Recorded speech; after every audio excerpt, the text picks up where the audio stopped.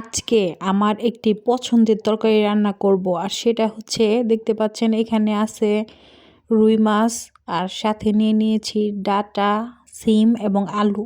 তো এই ডাঁটাগুলো কিন্তু একদমই ফ্রেশ, তো নিজেদের ক্ষেতের ডাঁটা আর সিমগুলোও কিন্তু নিজেদের, তো সেই জন্য কিন্তু আমার এই তরকারিটা খুবই ভালো লাগে খেতে। আর এটা স্পেশাল আমার কাছে একটু বেশি, কারণ নিজেদের ক্ষেতের বা নিজেদের সবজি যদি হয় তাহলে কিন্তু সেটা অনেক টাটকা থাকে, একদম ফ্রেশ, আর খেতেও কিন্তু অনেক ভালো লাগে। যে কোনো মাছ দিয়েই কিন্তু এই তরকারিটা অনেক ভালো লাগবে। তো শীতকালে কিন্তু এই সব সবজি দিয়েই বেশি মজা লাগে খেতে। তো এখানে কিন্তু রুই মাছ নিছি, আর রুই মাছটা কিন্তু একদমই তাজা ছিল। তো তাজা মাছ বা তাজা শাকসবজি এইসব কিন্তু খাওয়া যেরকম ভালো সেরকম কিন্তু স্বাস্থ্যের জন্য উপকারী। তো এখানে কিন্তু আমি সবগুলা শাকসবজি কেটে নিয়েছি। তো এখানে ডাঁটাগুলা সুন্দরভাবে কেটে নেওয়া হয়েছে, সিমগুলা কেটে নেওয়া হয়েছে, তারপরে কিন্তু সুন্দরভাবে ধুয়ে নিয়েছি। আর এখানে দেখতে পাচ্ছেন রুই মাছ, তো রুই মাছটাকেও কিন্তু খুব ভালোভাবে আমি পরিষ্কার করে কেটে ধুয়ে নিয়েছি। তারপরে কিন্তু রান্নার জন্য চলে আসছি। আর দেখতে পাচ্ছেন, তো এখানে রুই মাছটাকে আজকে আমি ভেজে রান্না করব না, এটাকে কষিয়ে তারপরে রান্না করব। সেই জন্য কিন্তু প্রথমে আমি চুলায় একটি ফ্রাই প্যান বসিয়ে দিয়েছিলাম। তারপরে কিন্তু পরিমাণ মতো পেঁয়াজ কুচি দিয়ে পেঁয়াজটাকে হালকা করে ভেজে তারপরে কিন্তু অল্প একটু আদা জিরার পেস্ট দিয়ে সেটাকে ভালোভাবে কষিয়ে নিয়েছি, হলুদ গুঁড়া, মরিচ গুঁড়া, লবণ দিয়ে। তো তারপরে কিন্তু মাছটাকে দিয়ে দিয়েছি। মাছটাকে দেওয়ার পরে কিন্তু মাছটাকেও খুব ভালোভাবে কষিয়ে নিতে হবে।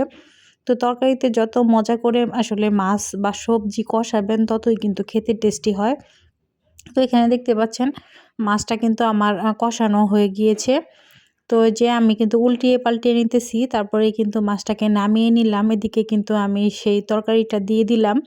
এখানে কিন্তু ডাঁটা, সিম আর আলুর এই তরকারিটা কিন্তু খুবই মজার হয়েছিল, একদমই ফ্রেশ, যেহেতু তাজা, একদম সিদ্ধ হয়ে গলে গিয়েছিল।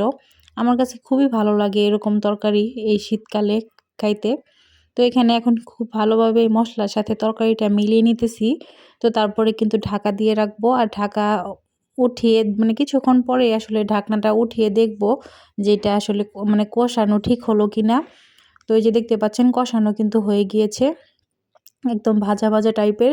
তো এখন কিন্তু পরিমাণ মতো পানি দিয়ে দিব ঝোলের জন্য। তো এটাকে কিন্তু আমি মাখা মাখা রাখবো, বেশি ঝোলও না, আবার একদম ইয়েও না, একটু মিডিয়াম ভাবে রাখবো আর কি। তো এই যে দেখতে পাচ্ছেন ঝোলের পানি কিন্তু দিয়ে দিলাম।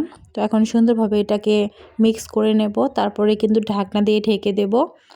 তো এরপরে কিন্তু অল্প কিছুক্ষণের মধ্যে আমার তরকারিটা রান্না হয়ে যাবে, 10 থেকে 15 মিনিট টাইম নিয়ে। তো আমি যেহেতু কারেন্টের চুলায় রান্না করি, তো সেই জন্য কিন্তু বেশি দেরি হয় না, খুব অল্প টাইমের মধ্যে রান্নাটা কমপ্লিট হয়ে যায়। তো মাঝে মাঝে কিন্তু আমি বাহিরে মাটির চুলা আছে, তো মাটির চুলাতেও কিন্তু রান্না করি। আমার কাছে খুবই ভালো লাগে মাটির চুলায় রান্না করতে। আসলে অনেক মাঝে মাঝে একটু আলসে টাইপের যখন লাগে তখনই কিন্তু এরকম কারেন্টের চুলায় রান্না করি। আর যখন একটু ভালো লাগে তখন কিন্তু আমি চলে যাই বাহিরে মাটির চুলায় রান্না করতে। মাটির চুলায় আমার যে কোনো জিনিস রান্না করতেই ভালো লাগে। তো আপনাদের সাথে আরেকদিন শেয়ার করব আমি মাটির চুলায় গরুর মাংস কীভাবে রান্না করি সেইটা। মাটির চুলায় কিন্তু গরুর মাংস খেতে খুবই ভালো লাগে। তো কথা বলতে বলতে দেখতে পাচ্ছেন আমার মাছের তরকারিটা কিন্তু একদম হয়ে গিয়েছে। কালারটা দেখেন কত সুন্দর হয়েছে। তো এই যে দেখতে পাচ্ছেন একদম কিন্তু মাখো মাখো টাইপের হয়ে গিয়েছে। তো এরকমই রাখবো আমি। তো আজকের ভিডিওটি আপনাদের কাছে কেমন লাগলো অবশ্যই কমেন্ট করে জানাতে পারেন। আর আমি কিন্তু আমার ডেইলি ব্লগে কী রান্না করতেছি সেগুলো আপনাদের সাথে শেয়ার করার চেষ্টা করি।